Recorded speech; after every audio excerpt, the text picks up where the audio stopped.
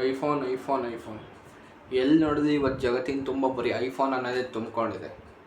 ಏನಿದ್ರ ಹಿಂದೆ ಇರೋ ಕನ್ನಡ ಸತ್ಯ? ಪ್ರತಿ ವರ್ಷ ಏನಿಲ್ಲ ಅಂದ್ರೂ 12 ಕೋಟಿ ಜನ ಈ ಐಫೋನ್ ಅನ್ನೋದನ್ನ ತಗೊತಾ ಇದ್ದಾರೆ. ತಗೊಂಡು ಪ್ರತಿಯೊಬ್ಬರ ಕೈಯಲ್ಲಿ ಐಫೋನ್ ಲೋಗೋನ ಇಟ್ಕೊಂಡು ಸುತ್ತೋದು ಕೂಡ ನಾವು ನೋಡ್ತಾ ಇರ್ಬೋದು. ಈ ಬ್ರ್ಯಾಂಡು ಆ ಬ್ರ್ಯಾಂಡ್ನ ಉರ್ಸೋಕ್ಕೆ ಇವತ್ತು 16, ನಾಳೆ 17, ನಾಳೆ 18 ಅಂತ ಲಾಂಚ್ ಮಾಡ್ತಿದ್ರೆ ನಮ್ಮ ಜನರು ಮನೆಯಲ್ಲಿರೋರು ಹೊಟ್ಟೆ ಉರ್ಸಿನೇ ಆ ಐಫೋನ್ ಎತ್ಕೊಂಡು ಜೋಬಲ್ಲಿ ಇಟ್ಕೊಂಡು ಓಡಾಡೋ ಅಂಥ ಪರಿಸ್ಥಿತಿ ತಂದ್ಕೊಂಡಿದ್ದಾರೆ. ಈಗ ಫಸ್ಟೆಲ್ಲ ಯೂತ್ಸು ಅವ್ರ ಅಪ್ಪ ಅಮ್ಮನ ಚೆನ್ನಾಗಿ ನೋಡ್ಕೊಬೇಕು, ಕಾರ್ ತೊಗೊಬೇಕು, ಮನೆ ತೊಗೊಬೇಕು ಅನ್ನೋ ಡ್ರೀಮ್ಗಿಂತ ಇವತ್ತು ನಾನು ಐಫೋನ್ ಎತ್ಕೊಬೇಕು ಅನ್ನೋದನ್ನ ತಮ್ಮ ಏಮಾಗಿ ಮಾಡ್ಕೊಂಡಿದ್ದಾರೆ. ಇಷ್ಟೆಲ್ಲ ಇವರಿಗೆ ಐಫೋನ್ ತಗೊಳ್ಳೋಕೆ ಎಲ್ಲಿಂದ ಬರುತ್ತೆ ದುಡ್ಡು?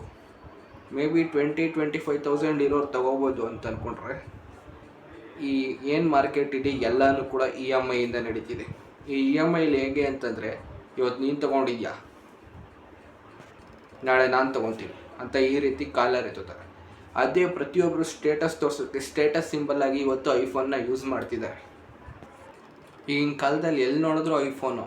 ಅವ್ರಿಗೆ ಅದರಲ್ಲಿರೋ ಫ್ಯೂಚರ್ಸ್ ಯೂಸ್ ಮಾಡೋಕ್ಕೆ ಬರ್ತೋ ಗೊತ್ತಿಲ್ಲ, ಅದೇ ಕೈಯಲ್ಲಿ ಮಾತ್ರ ಐಫೋನ್ ಇರಬೇಕು. ಅವ್ರು ಹಾಕೋ ಬಟ್ಟೆನೇ 3rd ಕಾಪಿ 4th ಕಾಪಿ ಆಗಿರುತ್ತೆ, ಆದರೂ ಕೂಡ ಫಸ್ಟ್ ಕಾಪಿಯಾಗಿ ಐಫೋನ್ ಇರುತ್ತೆ. ಕೇಳಿದ್ರೆ ಬ್ರ್ಯಾಂಡ್ ಅಂತ ಆನ್ಸರ್ ಮಾಡ್ತಾರೆ.